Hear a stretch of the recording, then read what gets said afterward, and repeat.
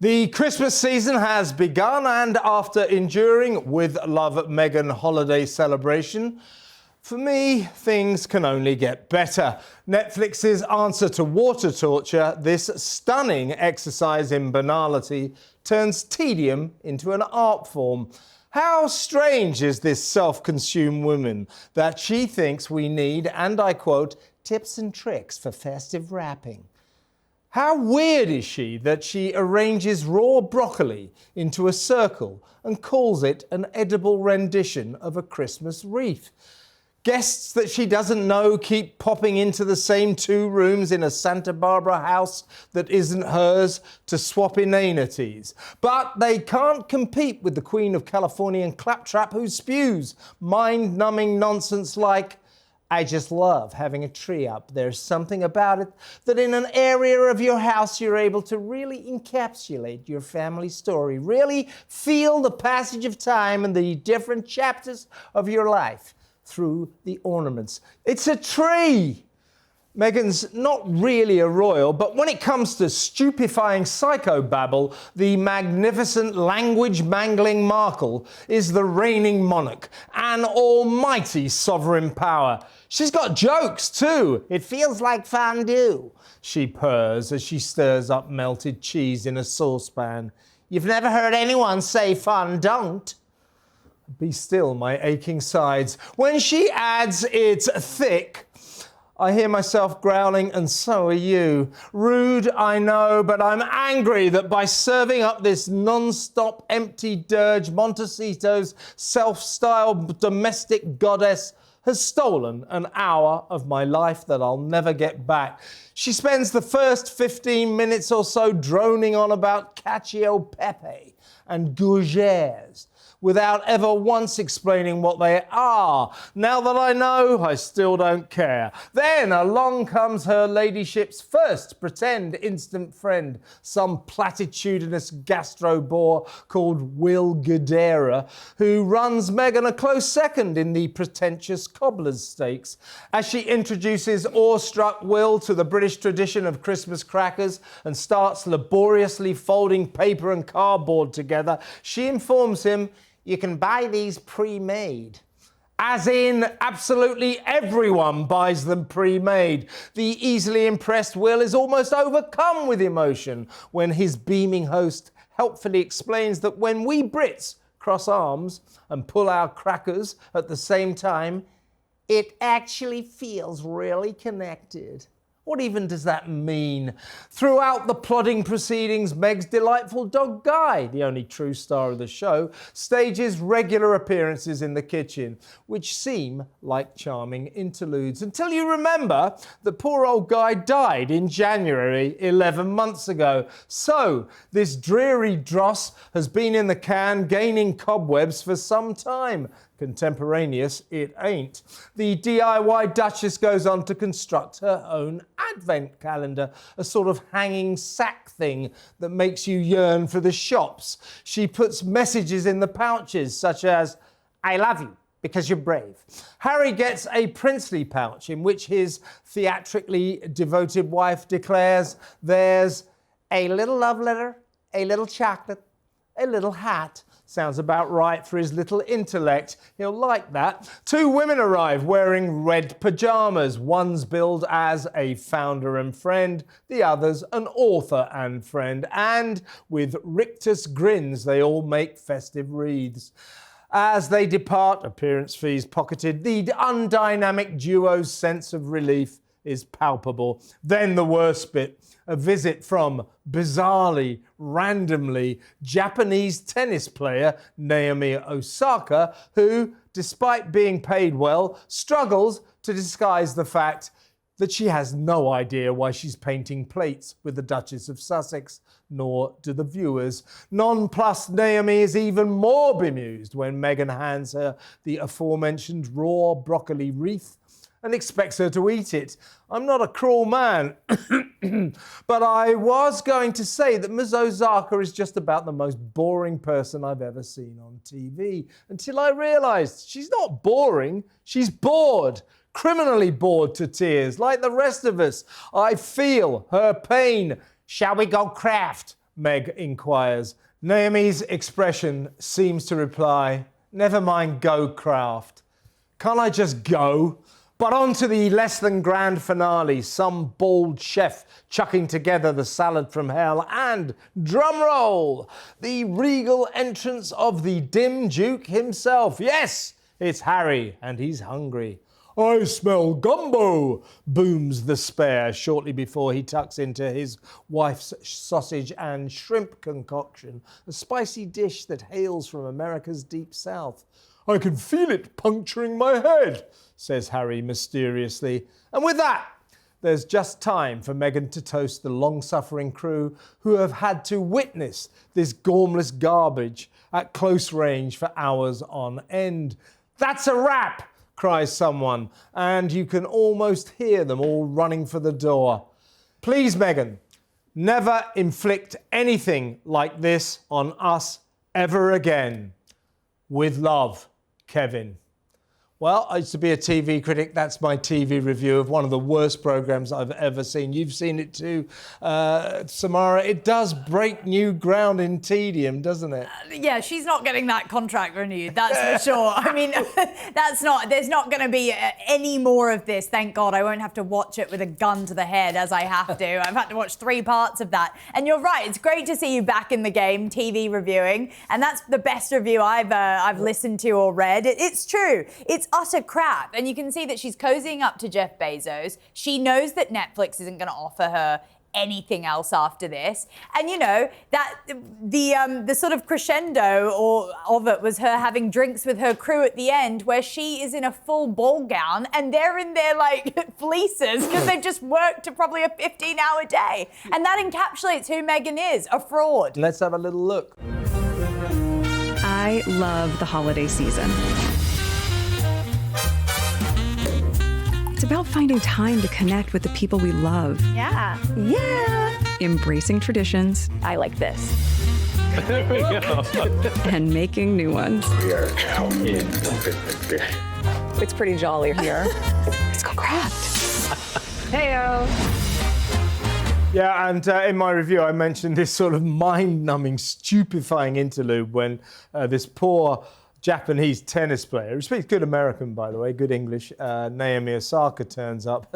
she's like sort of plunged into this weird painting session. Have a look. It's important to always try things that we're not so great at, which I should remind myself when I try to draw or get on a tennis court. I am so painfully bad. Now I need to see this because the way that you... No one needs to see it. It's so bad. It can't be like the worst I've ever seen. I believe it would be. She's so modest, isn't she? I mean, Naomi Osaka, yeah, she's got the personality of a plank of wood, but it's not her fault. It's not her fault because Meghan actually knew nothing about her. She goes, are you into fashion? Naomi is known for her fashion. That is her whole shtick. Yeah, she is. And she also didn't know the name of her child. It's like, these are the basics, Meghan. You've got a massive team of people telling you this and you still don't remember. Yeah, she introduced, you know, this sort of word soup, psycho-babble that Meghan tends to spew as Naomi came in. As I say, I was very unfair to her. I don't agree with you. I don't think she's boring at all. She was just bored, as we all were. But as she comes in, Meghan goes, Naomi's a mother, so I'm thrilled to connect with her on that level. I mean, shut up! What is that all about? But yeah, she was. You haven't seen it yet, have you? I've seen bits of it. I couldn't watch anymore because I was losing brain cells. But I mean, it's and you can ill afford to do that. I've only got a few left. But she says connect with the people you love. She only loves herself. I mean, her dad's on death's door in intensive care at Christmas. How's that going? To contact your people you love. Well, yeah. Well, to be fair, when she made this, it was last January. Nevertheless. So it was 11 months ago. Well, but we await, we'll talk about that a bit later in the show, but we do await to see, we do understand that Thomas Markle has been in intensive care. He's had emergency surgery on a blood clot and doctors say it's touch and go. So we very much hope that Meghan shows a slither of humanity and gets in touch with him after, 6, 7, 8 years, sending him to Siberia because he had the temerity to pose for pictures for the paparazzi. We'll have a chat about that later. But in the meantime, a TikToker has reviewed the show, so we thought we'd show you another kind of review, but this one on social media. Oh, she's teaching us how to decorate a Christmas tree. Put lights on it. That's the first step. Thanks, Meghan. Put baubles on it. She's talking about how you've got to really encapsulate your family story with a tree. Meghan's got no contact with her blood relatives, her in-laws too, for that matter. How's she going to encapsulate that on her tree? This whole show, Ash, is Meghan telling us to do stuff that how to do stuff that we all know. You don't need tips on how to wrap presents, do you? She's got to think of something to do, and she basically does that and then tells everyone what a great person she is, basically. That's all she does. I mean, she is acting like one of her romantic films, isn't she? I mean... Well, exactly. It is all fakery because obviously that's a fake tree in a fake house that isn't even hers, with fake baubles that have nothing to do with her family. And when you talk about her teaching people how to gift wrap, I don't think she's been outside the golden gates of Montecito yet, because she was teaching people how to use silk cloths to gift wrap. I mean, have you heard about the cost of living crisis, Meghan? Do you know? Well, but where does she get this from? You know, she's like this self-styled domestic goddess who feels she has the right to teach us all this stuff. We know how to do all of this stuff. I mean, you know, what's the cacio pepe? Cacio pepe gougere. Cacio pepe gougere. I know that Will loves cacio pepe. I'm not going to tell him. Cacio could make some gougere. Oh, look, Guy likes the gougere. Guy's dead. Guy's been dead for 11 months. I mean, it's just so... But, you know, I'll be honest with you, I vaguely knew what cacio pepe was. What is it? I wasn't sure what... It's a cheese and pepper sauce on pasta. But she goes on 10 minutes. So it's that she doesn't know how to relate to people. I would suggest millions of people, particularly blokes, just won't know what cacio pepe is or gougere. I'm making the gougere now. Gougere. Will's coming. Gougere. Cacio pepe. She just doesn't understand. She's trying to pretend everyone should know what this is, like I do. I don't think she's trying to pretend. I think she just doesn't understand that people won't know. I don't think she would have known what cacio e pepe is because she grew up in a very humble household, and I wish that she drew upon that more when she was talking about this. It's so confected and fake. And the thing is, you know, Will Gadira actually summed it up the best. He said, one of his opening lines, "Here is where people get it wrong. I think people are trying so hard to impress the people they've invited over that they forget the reason the people are actually there." And then Meghan just has a soul-destroying stare on her face. And I think it's true. It's all about consumerism for her. This is all buy this, do that. It's nothing about the Christian faith or what Christmas is about. Absolutely. But Will Gadara, I mean, as I say, he runs Meghan a close second for Catch. Man, he spewed some pretentious, platitudinous rubbish. He really, really did. Was it Meghan said to him, oh, yeah, he's going on about hosts and hostesses trying too hard. And Meghan goes, oh, absolutely.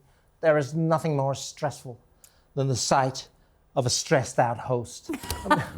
What are you talking about? 10 producers, 2 directors. Right. Yeah. Here's that weird voiced TikToker talking about Harry. Thank you for coming. Thank you for coming, husband, to our own fake house. Yeah, that was a real giveaway, wasn't it? Oh, thanks for coming. Well, it's supposed to be their house. I mean, if you're sitting in the living room and your husband walks in from the kitchen, you don't go, thanks for coming.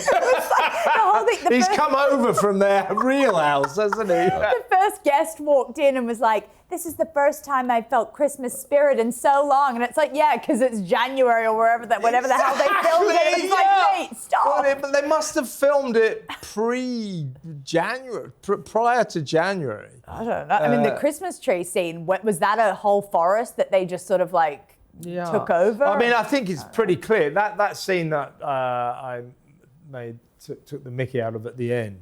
You heard this guy go, that's a wrap!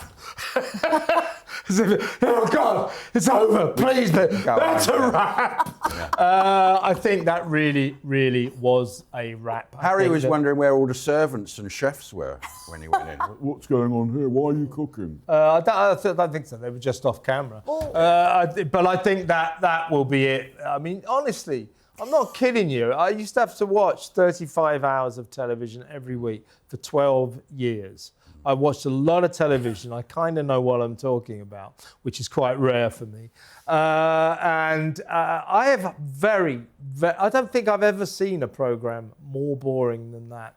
It was so unambitious, just sort of a woman in 2 rooms with various people popping in, sort of wrapping up parcels and melting cheese in saucepans. Well, that's not TV. That's not TV. Now, I chatted to Kinsey Schofield, our royal guru, on my show earlier this week, my talkTV show. That's the Political Asylum, Monday to Friday at 7 to 10 p.m. British time. Don't miss it. You can listen to it, watch it all over the world. I highly recommend it. But I spoke to Kinsey Schofield about Meghan's distant relationship with food hygiene. Check this out. Pull your hair back, put your hair up. Watching her hair dangling over the food was so unhygienic and gross to a lot of people. But it reminds me of the bath salts. Just be a little bit more responsible. People, there was a woman that threatened to sue Meghan over alleged burns on her legs from the bath salts that she made from season 1 of With Love, Meghan. And you said something very similar to me at the time there. Should Netflix put a disclaimer on the screen saying that they don't recommend you doing this? We also chatted about Meghan having we specified a bad 2025, but she has bad most years. But this refers to the past year, 2025. Well, I suspect the person that was advising her during the bath salts debacle is a completely different person that's advising her today, based on the fact that she can't keep her employees for very long. How funny is it to you that this has gone mainstream? Salmonella Sussex. This is a joke started on the internet by, sleuths online that just thought that this was unacceptable. And now you open up the Daily Mail or the New York Post and you're seeing it splashed across the headlines. What does that tell you about Meghan's trajectory in 2025? This was this Instagram video in fast motion that she made of how to season a turkey. You see, there she goes again. Advice that nobody needs. Yeah. Pepper and salt and butter and herbs. Oh, for God, I never knew. Who knew? Anyway, she basically, she did wash her hands, but she kept her jewellery on, hair hanging down. If you're going to keep your jewellery on, put those hygienic plastic gloves on. Otherwise, take your jewellery off, because no matter how much you wash your hands, you can't get the bacteria out of the jewellery. So the way she did it was a bacteria-packed hygiene no-no, and she's now called Salmonella Sussex as a result. My final chat to Kinsey was about her pop-up shop sale. Victoria Jackson is the co-owner of Godmothers, the bookstore that has the Meghan Markle pop-up, which is not, our spies are telling us, not moving a lot of product. Victoria Jackson is the makeup mogul, the no makeup look that we're actually seeing Meghan pursue lately. And I was with one of her former friends in Bel Air on a couple of days ago. I think it was on Friday, the day after Thanksgiving. And she told me that Victoria Jackson hates her husband. And I loved that. Because isn't it so funny that Meghan's mentor and that the woman that Meghan is leeching off of via private jets and free homes, free places to stay all over the world? She's allowed Meghan to do a pop-up of her as ever products. So they're there. Normally you have to sort of fill in a form and put your credit card into the internet and wait for about 3 years for the stuff not to turn up. But if you're in Montecito, you can buy it directly from Godmothers. Without the postage as well. Exactly right. Yeah. And you think, but unfortunately it seems nobody's bothering. No. Well, talking about nobody bothering, obviously this is a sort of decoy because they're not in the Netflix bricks and mortar stores. That was the promised deal. Yeah, is that not happening? They're not there. And Netflix so that shop, they have shops today. They do, and that was the whole plan, is that they would put Meghan's range in. Yeah, they have shops in. They've got a big in massive shopping malls. I think there's one in Dallas, one in LA, and one in Philadelphia, I think. Yeah, but for the price of her honey or whatever it is, you could buy a really actual good quality one, probably for the same or less from like Walmart. What do you mean? Which product? Well, a honey, a scam jam. Come on. Yeah. Well, Is yeah. that- Duh. is that not definitive you mean you could get honey for less That's than better. $28 And real jam. Is that not definitive proof that Netflix is done with her and they're not going to renew anything? Oh, Netflix. If they're not stocking it. You know that Doors song, the one that begins Apocalypse Now? It goes like... The end. This is the end. This is the end, my only friend. That'll be the theme tune. So that's what I was thinking, that they should... as The divorce show. As the show ended, That's what- dun, dun, dun, dun, dun, this is the end. Because I'm sure, 100%, that's the end of Netflix. Where will she crop up next? God knows, somewhere. You know what she's like. She's like a skin rash. You can't get rid of her. Right, let's go to a bad ad. To market. For pleasure and profit, visit the Giant Trash and Treasure Market this Sunday at Globe Derby Trotting Track, Port Wakefield Road, Bolivar. Turn those unwanted items into cash. Sellers arrive at 7 a.m, buyers can enter at 9 a.m. Fat Cat appears for the children at 11 a.m. This Sunday, the Giant Trash and Treasure Market, Globe Derby Trotting Park, Port Wakefield Road, Bolivar. Assisting the Channel 10 Christmas appeal. Or as Samara calls it, her favourite boutique. How many of your clothes did you buy at the street market? Oh, that's where my parents found me. That's where they bought me. In the cat Yeah, suits. the trash and treasure Where is market. Bolivar? I have no idea. South America, actually, isn't it? It's no, I did used to say it's basically people getting a bunch of their junk and like selling it for Getting 50 rid of cents. fencing stolen goods. Yeah. Really. Yeah. Is it anywhere near the capital of Tasmania, Launceston? Yes, Launceston is We the gotta tell capital you, of folks, Great that Britain. we were led down a rabbit hole last week, and all the time we're talking. She's going, the capital of Tasmania, you know, it's Launceston, and I'm thinking this isn't sound right. I should have known. And then one of our cameramen came in after the show and said, it's Hobart. And I go, yeah! So she doesn't even know the capital of Tasmania. So to our Tasmanian viewers and fans, we apologise. You have a fabulous capital, and it's called Hobart, not Launceston. He's mad as hell. It's Kevin O'Sullivan. Welcome back, this is part 2. What just happened? Now, this is the big moment. It's this. 3, 2, 1. It worked. Very Christmassy, at long last. But usually we'll do some sort of political story. Often we like to concentrate on Donald Trump, etc. And we might do that in just a little while. But we've kind of broken with tradition this week because we're going to do a royal story. So this edition of What Just Happened is royal-tastic, but I think it's worth it because only last night as we record this, Harry suddenly cropped up on Stephen Colbert's The Late Show on CBS out of nowhere. Check it out. Isn't there a handsome prince standing in front of you right now? Look, Harry, I'm sorry. Harry. It was excruciating. Stephen Colbert sort of invented a film that he was going to make, a Christmas film called something about the Ginger Nut Prince or something. You know, and he was looking for someone to star. And so Harry turned up and said, can I do it? And it was so Harry had to act. He was quite funny. He's much more relaxed without Meghan around, isn't he? Is he though? Like, I mean, he's come from a Canadian real estate conference to get molested by Stephen Colbert. You thought he was quite funny, did you? I thought he was quite on his I think own. you've got to get out a bit more. No, I agree with you. Like, he's more handsy with Stephen than he is with Meghan in public. That's for sure. I mean, look at that. He seems a lot more relaxed when he's not around her. I thought he was about as funny as a funeral on a wet Monday, but he made jokes about Donald Trump because Donald Trump sued CBS, which was the host channel of the Late Show with Andrew Stevens. I keep calling him Andrew, I don't know why. Stephen Colbert's show. He made a joke about that, and he said, "Oh, you lot, you know, you're obsessed with royalty. You've just elected a king." It's,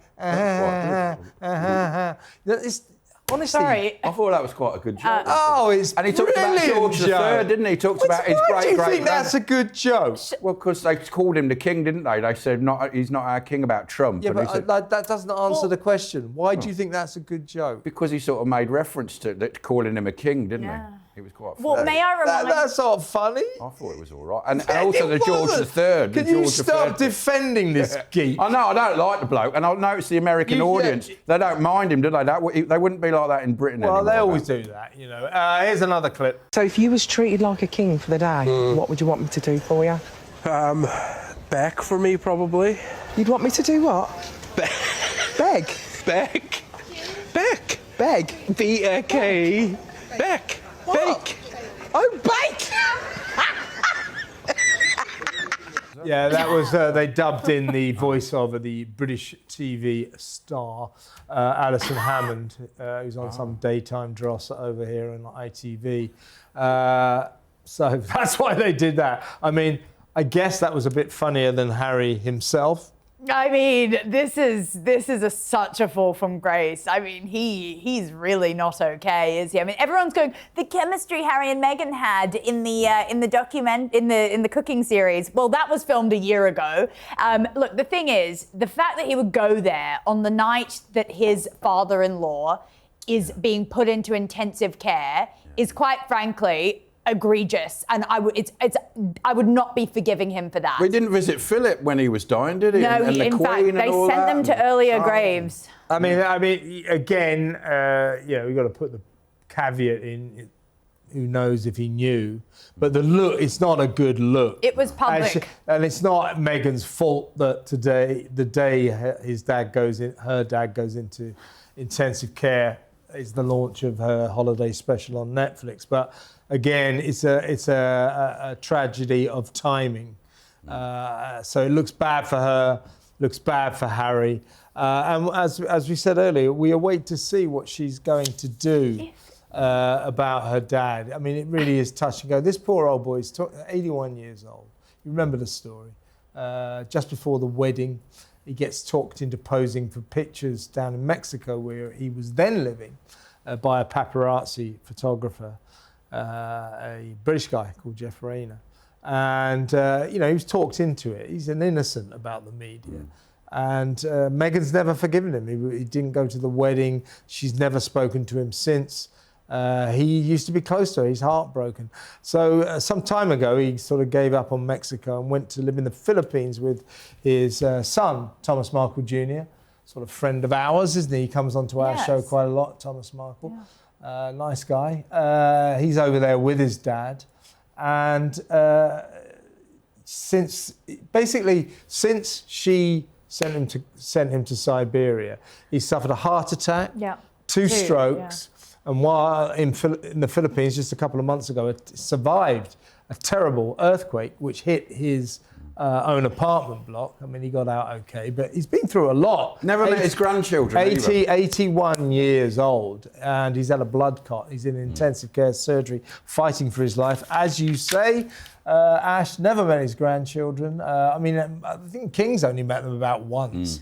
It's very, very weird. He's never met Harry either. This is all down to Meghan as well, all of it. Well, she obviously did a Soviet-style airbrushing of them out of the Christmas special, so you can see how much she cares about both sides of the family. But I think it is, it's terrible what's happened here. And, he's also partly living in the Philippines because it's very expensive to maintain a lifestyle over in even Mexico. And he spent a lot of his last pennies on funding her private school. So look, let's move on. It's time for a small moment now. We'll go to our normal fare, which is Washington and Donald Trump. Since the tragic shooting last week by an Afghani migrant of two National Guardsmen, one of them, 20-year-old girl, is now tragically died holding her dad's hand in hospital.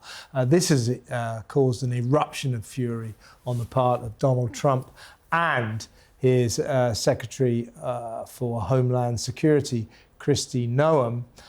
Donald Trump has made, so there she is. Sorry, I've got to say something sexist, but so many of Trump's acolytes, they're really good looking, aren't they? They're not really blonde, though. I'm not against it, but anyway, there's Kristi Noem. And Kristi Noem, I spoke for the president when she posted this on social media. She said, I just spoke to the president. I am recommending a full travel ban on every damn country that's been flooding our nation with killers, leeches, and entitlement junkies. Our forefathers built this nation on blood, sweat, and the unyielding love of freedom, not for foreign invaders to slaughter our heroes, suck dry our hard-earned tax dollars, or snatch the benefits owed to Americans. We don't want them, not one. Now, we in Britain have got the same problem. We got 70,000 Afghani migrants in this country that we don't know much about.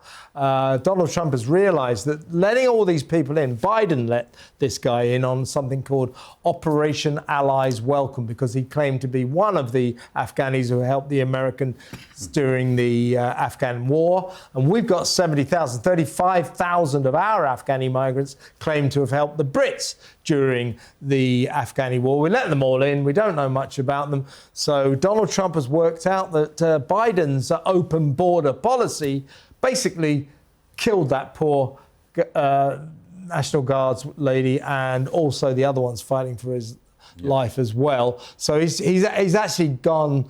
He's gone tonto on this, and he's banned 19 countries, full travel ban, nobody else coming in. All citizenship ceremonies are postponed. He's really closing the borders now because he's suddenly realised all these people that we've let into the country we don't know anything about. One of them, who arrived in 2021 as a welcome ally, welcomed by Joe Biden, just shot 2 of our heroes. What we wish in Britain was we had a government with similar resolve, right, Samara? Yeah, absolutely. I mean, we had a foiled terrorist attack just earlier this year where Iranian nationals, some of them that came on small boats, did try and attack the Israeli embassy. And obviously, as I said, that was foiled and they put an end to that because they found intelligence early on. But it just shows you, even at that point, we should have said, okay, no more Iranian asylum applications should be accepted because we've got some terrorists in the mix there and this is a high-risk country. But we'll never do that over here. There will be absolute screams from the sides of government, the law and the people to not allow us to do that. Yeah, that's right, Ash. A lot of Brits wish we had a President Trump and a Kristi Noem running our migration policies because we are just letting thousands and thousands and thousands of mostly young men in from places like Syria, Afghanistan, Eritrea, Sudan. We don't know anything about them, but we just let them in because they go, oh, we're escaping war and torture. Oh, well, come on in then. Yeah. And they're committing more and more crimes, many of them sex crimes, many of them crimes of violence. We are doing nothing about it. We wish we had an American-style administration that would do something about it. Well, he's just doing the thing what you're meant to do is protect the public. I mean, how many people have been murdered and raped in this country because of government policy? We're doing nothing, and America has woken up and is doing something. We're bringing in more, every day. We got open border policy here. Just let in all these people because they're escaping war and torture. They come from France, by the way. They go to the north coast of France. They get on these dinghies and they come across. Last time I checked, there wasn't any war and torture in France, so it's all ridiculous. Let's go to a bad ad. I'm Tom. I'm Tom. I'm Tom. I'm Tom. I'm Tom. I'm Tom. I'm Tom. I'm Tom. I'm Tom. I'm Tom. I'm Tom. See Tom's catalogue for great specials like 375ml Palmolive shampoos or conditioners, $1.99. 500-gram cottage jams, assorted varieties, $1.45. 500-gram McCain's frozen pizzas, 3 varieties, $2.39. And beautiful bananas, just $1.19 a kilogram. I'm Tom. I'm Tom. He's David. I'm Tom. I'm Tom. I'm Tom. So the good thing about that is that's a catalogue, so you can still order all of your favourite Tom products and get them sent from the other. She was showing me the catalogue earlier. That jam is cheaper than Meghan's. I'll be buying that. And better as well. That stuff looks better than as ever, doesn't it? And real jam. Sullivan. Welcome back to part 3 of What Just Happened. It's viewers' questions. Let's get going. What have we got, Samara? A theatre in Richmond has been criticised for putting on a sexy drag queen Christmas show for under 5s. If you had kids, which none of us do, would you buy them a ticket? Only if I didn't like them. I mean, you won't believe this, folks. This is Britain. This is modern Britain for you. This is a theatre just to the west of London, big theatre, and they're putting on a special Christmas show for kids. The age category is from the age of 0, babies, to the age of 5. 5 years old and under. And the star of the show is a drag queen who goes by the name of Tanya. There she is. There he is. God. There he is. He goes by the name of Tanya Lecoq. Yeah. Now, just in case you think I'm breaking family viewing rules, you spell that Lacoq, as in the French word for chicken. Tanya Lecoq. But you know what we're talking about. Tanya Lecoq is going to host a show for 5-year-old kids. Not surprisingly, a lot of parents in the area have protested about this and said, no, this isn't right.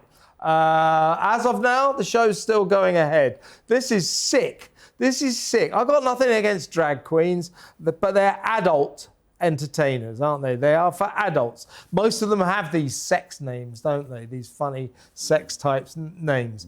They specialise in very bawdy, sexy humour. That's okay if you like that sort of thing. That's for grown-ups. But they have a weird thing, these drag queens in this country. They have another thing called Drag Queen Story Time, where they go around reading stories, fairy tales and things to little kids in schools and libraries. Why?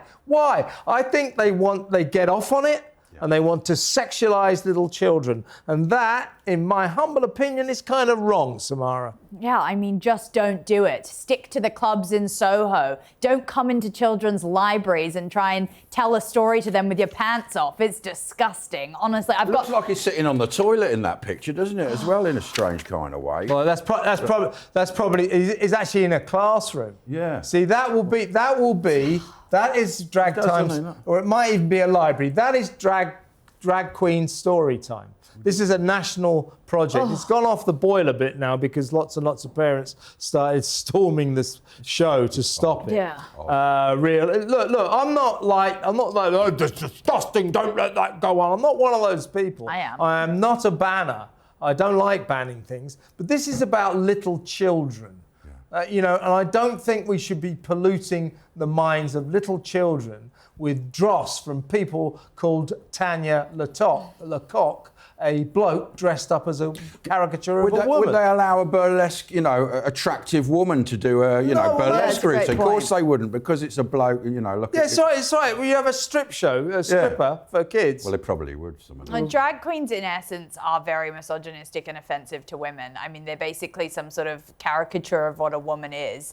And I just don't think there's any place for them near But kids. it was funny at pubs for adults, but kids won't get that sort of comedy, you know what I mean? It's funny to dress up as a woman. But the thing about, I'm neither here nor there about drag queens. I've seen some quite funny ones. I hate them. I've seen some ones that are boring, but a lot of women who I respect, including Samara, I do. What do you mean you do? Whoa, that's a first. What do you mean I've never shown any signs of that? She is one of the best drag queens there is. My wife, we're talking about modern women. They're not old fuddy-duddies. They hate drag queens because drag queens caricature, stereotype, and basically laugh at women. So a lot of women just don't like them. It's sort of basically gay men not being very nice about real women and woman face. But anyway, either way, I don't mind drag queens. Knock yourselves out. If you want to go and see drag queens, you want to be a drag queen, knock yourself out. Don't impose your sexual humour on 5-year-old kids and younger. Totally wrong. Next question, Samara. The BBC has fined a pensioner with dementia for not paying his TV licence. Should he go to prison? I was struck by the poetry of that. A pensioner with dementia. Yes. It's a serious story. This is horrible. 69-year-old guy up in a town called Bradford, northern town in Britain, England. He's sitting there on his own, lives on his own, watching an old rerun of a very old smash hit sort of comedy drama show here called Minder on an obscure channel called ITV4. He's watching it, and then bang on the door, it's the TV licence inspectors. Turns out he hasn't got a TV licence. What it is, he pays it, you know, we have to pay this ridiculous, anachronistic, outmoded TV licence to watch television here to the BBC. They get £3.8 billion every year from all of us suckers. We're forced to pay it by law. £180, $220, something like that, every single year. If you don't pay it, they fine you. They take you to court. They used to put people in prison for it. They still do. No, they don't. They haven't. They basically got past that, but they fine thousands of people every year for this. And this old boy has got dementia, 69 years old. His daughter comes in and goes through his bills and finds utter chaos because he's losing his mental faculties. And she tries to pay off all the bills. She gets power of attorney. She misses the BBC bill. And therefore, so he gets taken to court. And so she explains, he explains, well, I've got dementia, you know, they make him plead guilty. He gets charged. This is the rub. Listen to this. He's persuaded to plead guilty to this heinous offence and is ordered to pay £50 costs.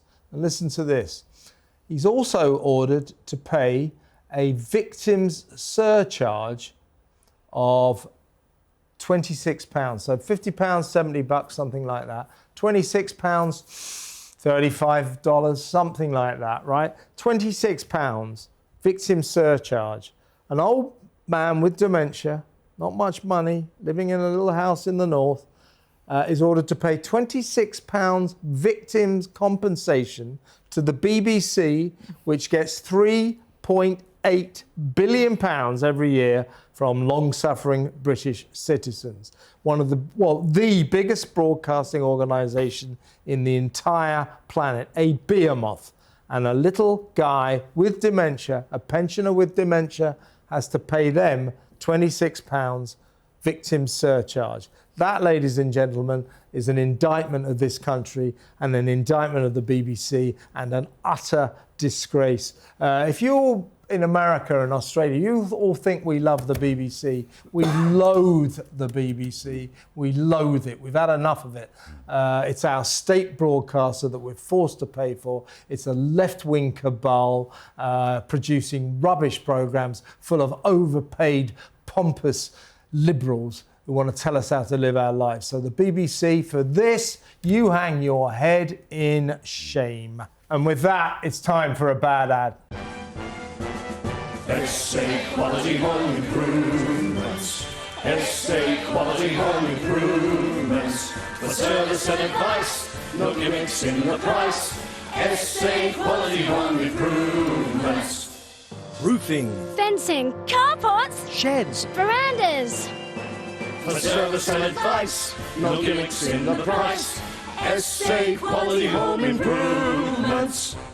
That's a good, catchy song, isn't it? Yeah, that's a good old Australian family business that probably doesn't exist anymore because we have an equally insane Labor government over there. Yeah, that's right. We feel each other's pain. So is that South Australia, yeah? I guess so, yeah. I mean, where's that? She's not going to know that. She doesn't even know what the capital of Tasmania is. Yeah. This is the final segment of this excellent, spectacular What Just Happened? And it is time for the Complaints Department where we go through some of the messages that thousands of messages that you are kind enough to send us. And Ash and Samara are going to read them out and we'll have a listen. First up, ladies first. I love this joke, don't I? Ladies first, time for you, Ash. This is from Samara. Well, I thought you would find that funny. That was actually Since very you funny. think Harry's that funny. That was better than Harry's joke. Yeah. Well, king, not much trumpet isn't. king. Go on. This is from Samantha Fiorentino. Hobart is the capital of Tasmania. Yeah, we know that, but thanks for reiterating. Oh, God. Yes, Samantha, we realised, right, it's like I said earlier. Yeah, you guys played along with it. Yeah, you're acting. She said that, Samara said that the reason she wasn't saying that Launceston was in Tasmania was she thought that to keep that information secret would be funny. It wasn't funny. Obviously, Ash thought it was funny because he thinks everything's very funny. He thinks Harry's funny. So that wasn't the reason. But she did carry on letting us believe that Launceston was the capital of Tasmania. Not like I said earlier, all the time I'm thinking, there's something wrong here, but I wasn't sharp enough to actually realise what was wrong. And then cameraman Charlie came straight in afterwards and went, it's Hobart. And we all went, oh, God. Anyway, thank you, Samantha. We know. Samara. Claire B says, I really enjoy your show. Kevin, come down and see Australia. Samara can be your guide. And on second thought, maybe she's not telling you Launceston is the capital of Tasmania. She has a wicked sense of humour.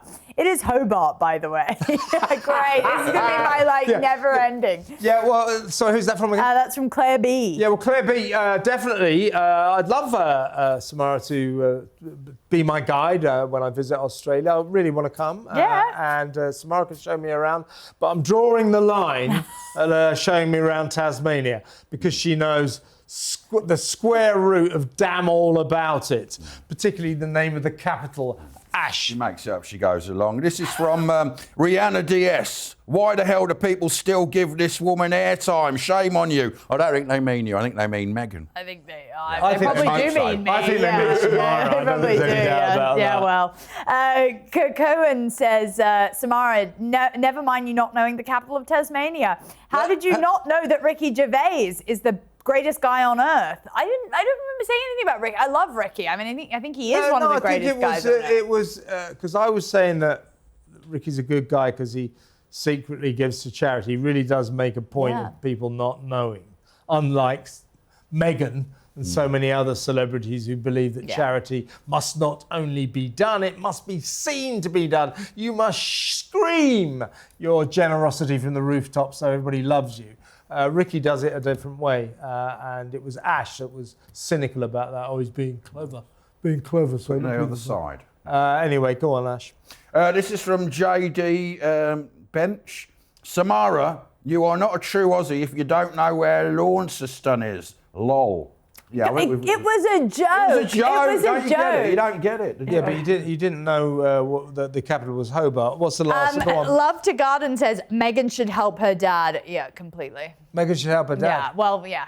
Yeah, let's see what happens. This is the day after we learned that poor old Tom Markle Sr. Is in a bad way. Let's see what Meghan does.